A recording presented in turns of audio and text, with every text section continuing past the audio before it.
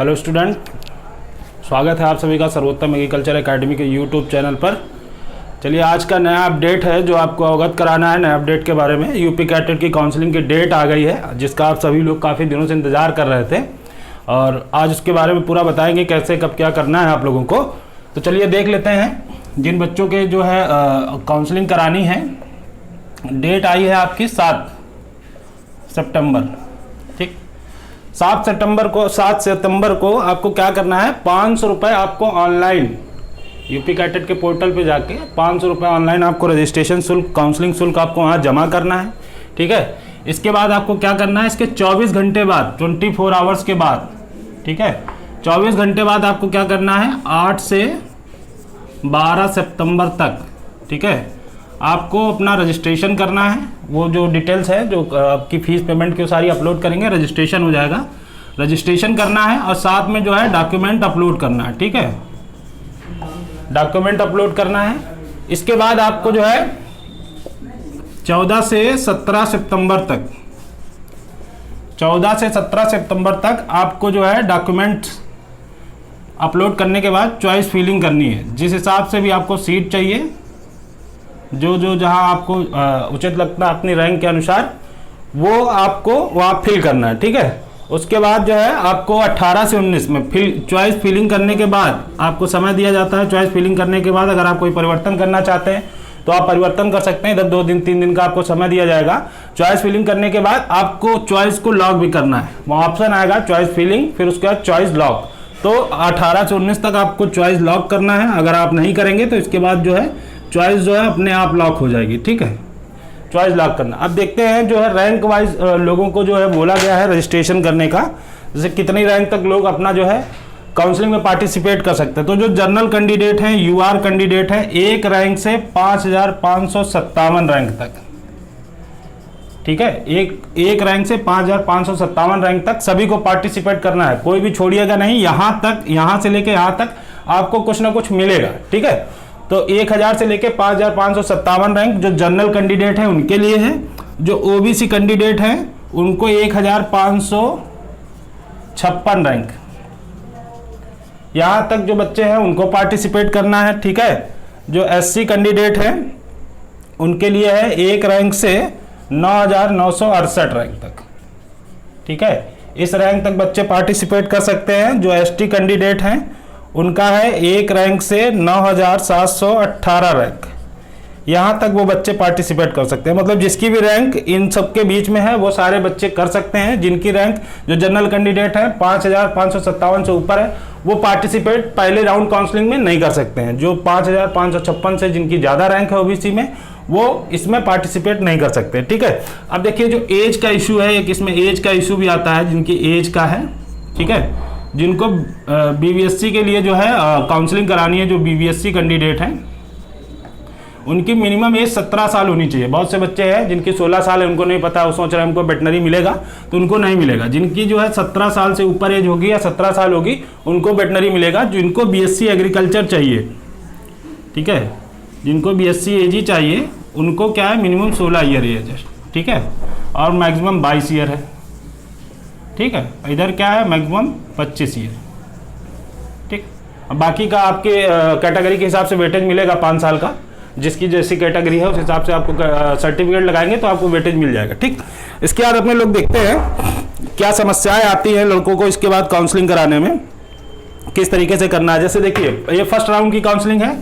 17 सितंबर को आपको जो है पैसा जमा करना है। 14 और 8 से 12 में रजिस्ट्रेशन करके डॉक्यूमेंट अपलोड करना है। आप देखिए बहुत से बच्चे ऐसे हैं जिन्होंने अपना डॉक्यूमेंट बनने को डाला हुआ है, अभी उनको मिला नहीं।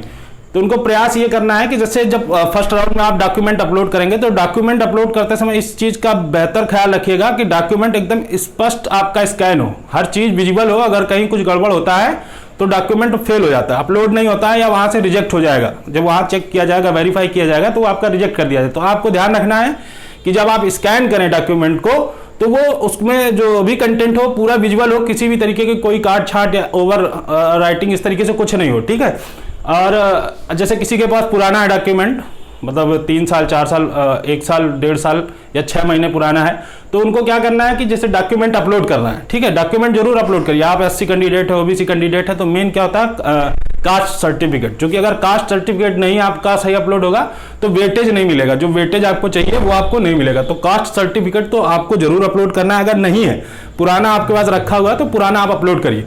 और जैसे वहाँ रिजेक्ट हो जाएगा, कैंसिल कर दिया जाएगा कि आपका मतलब डॉक्यूमेंट जो है पुराना है, तो आपको वहाँ पे एक 10 रुपये के स्टाम्प पेपर पे नोटरी करा के अपलोड कराना है कि सर हम काउंसलिंग कराने के बाद जब हम सीट लेंगे तो हम आपको जो आपने मांगा है जितने भी पुराना या जितना नया वो हम डॉक्यूमेंट आपको काउंसलिंग के समय देंगे। ठीक, तो देखिए ये फर्स्ट राउंड की काउंसलिंग है, यहाँ रैंक तक बच्चे करा सकते हैं।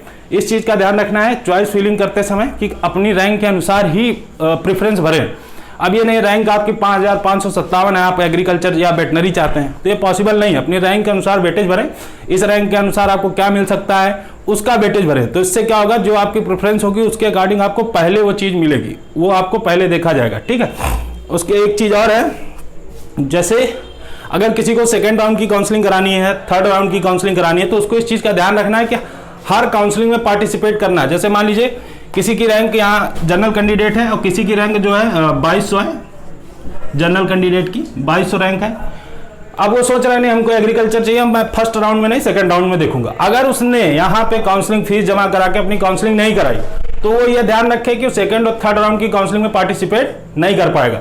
तो इसको पार्टिसिपेट हर उस बच्चे को जिसको काउंसलिंग देखनी है सेकंड या थर्ड राउंड की, तो इस चीज़ का ध्यान रखे कि काउंसलिंग जरूर पार्टिसिपेट करें अपना। अगर आपको नहीं मिलता है कोई दिक्कत नहीं है, अगर मिल भी जाता है तो इसमें एक चीज़ ये है कि मान लीजिए आपको कहीं पे, मान लीजिए आप CSA में एग्रीकल्चर चाहते हैं, आपको नरेंद्र में एग्रीकल्चर मिल गया, ठीक, एग्रीकल्चर मिल गया, आप चाहते हैं कि नहीं हमको CSA में मिले, तो आप कोई दिक्कत नहीं, आप नरेंद्र एग्रीकल्चर ले लिए, आपको मिल गया वेटेज के हिसाब से। फिर आप सेकेंड राउंड की काउंसलिंग कराइए। सेकेंड राउंड की काउंसलिंग में आप अपग्रेडेशन डालिए, जब वहाँ आपको अलॉट हो जाएगा सीट, वहाँ आपको रजिस्ट्रार को एक लेटर देना पड़ता है, वेरीफाई कराना पड़ता है, परमिशन मिल जाएगी आपको सेकेंड राउंड काउंसलिंग कराने की। उस काउंसलिंग में आप दोबारा से पार्टिसिपेट करिए, अपनी सीट अपग्रेड करिए। अब मान लीजिए दूसरे राउंड की काउंसलिंग में आपको CSA मिल जाता है, तो जो भी आपने यहाँ फीस जमा की, जो फीस आपने सबमिट की, वो अपनी फीस नरेंद्र CSA को ट्रांसफर कर देगा, आपके लिए समस्या खत्म और आपको ये सीट मिल जाएगी। दूसरी चीज़ ये है, अगर मान लीजिए नरेंद्र आपको पैड मिल जाता है, अगर आपको पैड मिल जाता है तो पैड सीट के लिए क्या है कि फिर भी आप अपग्रेडेशन कर सकते हैं। उसके लिए वही प्रोसेस है, आपको फिर से लेटर देना पड़ेगा, परमिशन ग्रांट लेनी पड़ेगी। उसके बाद नरेंद्र या CSA जहां भी आपको फ्री मिलता है, फ्री आप ले लीजिए। और जो आपका जो आपने जो पैड सीट के लिए पेमेंट किया है 50,000 रुपये, उसकी हाफ यानी 50% आपको रिफंड हो जाएगा, बाकी का 50% यूनिवर्सिटी आपको नहीं देगी। ठीक है, और एक चीज़ और है, बोला गया इस बार स्पष्ट बोला गया है कि किसी भी उस विद्यार्थी को, जैसे मान लीजिए कोई 1200 रैंक वाला स्टूडेंट है जिसकी 1200 रैंक है, ठीक है, अगर वो लड़का पैड सीट लेता है, पैड BSc एग्रीकल्चर नरेंद्र मान लीजिए उसने लिया, ठीक, तो जो इसके नीचे की रैंक होगी, मान लीजिए किसी की 1265 रैंक है, ठीक, 1265 रैंक वाले को नरेंद्र में एग्रीकल्चर फ्री नहीं मिलेगा। जैसे हो जाता है सेकंड राउंड थर्ड राउंड या फर्स्ट राउंड की काउंसलिंग में कई बार हो जाता है, आपके वेटेज के भरने के अनुसार हो जाता है। मान लीजिए आपने पहले ही पैड डाल दिया तो आपके नीचे वाले को उस तरीके से नहीं मिलेगा, ठीक है, आपको फ्री सीट ही दी जाएगी। आप पैड डाल देंगे, फ्री अवेलेबल होगी तो भी आपको पैड दिया जाएगा। ये इस बार जो है उन्होंने प्रयास किया है, जो अच्छा है, बच्चों के लिए भी अच्छा है, आप सब लोगों के लिए अच्छा है। ठीक है, तो जो काउंसलिंग से है, अब इसमें देखिए जो है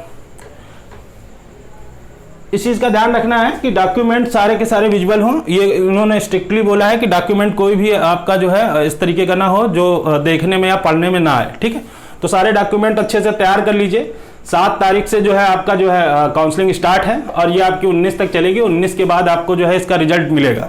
ठीक है, 19 के बाद आपको इसका रिजल्ट मिल जाएगा। रिजल्ट मिलने के बाद 5,000 रुपये आपको सिक्योरिटी डिपॉजिट देना है सीट लॉक करने का। मतलब कि आपको सीट चाहिए, 5,000 आप दे देंगे, आपको सीट मिल जाएगी। अगर 5,000 आप नहीं देंगे तो सीट वो वैकेंट हो जाएगी, फिर वो नेक्स्ट राउंड की काउंसलिंग में चली जाएगी। ठीक, तो इस चीज़ का ध्यान रखना है कि 5,000 जमा करना है, मगर उससे पहले सारी प्रोसेस होगी। और अब अगर आपको इन सब चीज़ों में कोई समस्याएं हैं, आपको लगता है कि अभी भी चीज़ें हमको नहीं समझ में आई है, कोई दिक्कत आ रही है, रैंक क्या है, क्या चॉइस फिलिंग करनी, किस तरीके से, तो आपको कई बार बताया जा चुका है। 2 नंबर है 8765859848।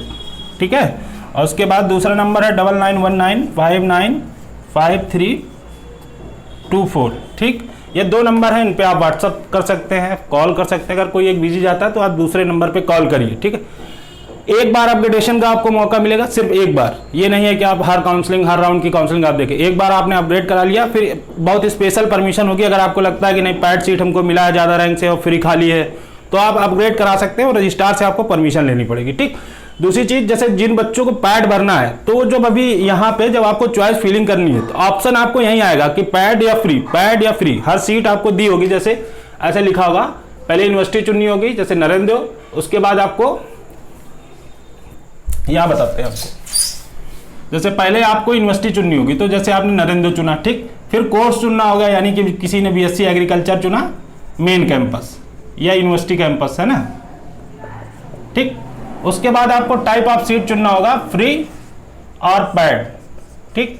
यहाँ दोनों दिया होगा, तो पहले आपको क्या करना है, पहले आप फ्री चुनिए, फिर सेकंड जो कॉलम बन के आएगा उसमें पहले यूनिवर्सिटी चुनिए, नरेंद्र, फिर उसके बाद कोर्स चुनिए, उसके बाद पैड चुनिए, ठीक। तो इस तरीके से काउंसलिंग कराई जाती है। ये एक प्रक्रिया है जिसके तहत कराई जाएगी। पैड सीट आपको यही भरना है, पैड वहाँ जमा नहीं करना है कि आपको वहाँ 50,000 रुपये आपको वहाँ पेमेंट नहीं करनी है। पेमेंट आपको कब करनी है, जब आप एडमिशन लेने जाएंगे वहाँ आपको पेमेंट करनी है, ठीक। एक केवल आपको पेमेंट करनी रहेगी जब आपको सीट अलॉट हो जाएगी, 5,000 रुपए की सीट लॉक हो जाती है। ये आपको 4 साल बाद कॉशन मनी के रूप में इसका आधे से ज्यादा आपको रिफंड मिल जाता है, ठीक।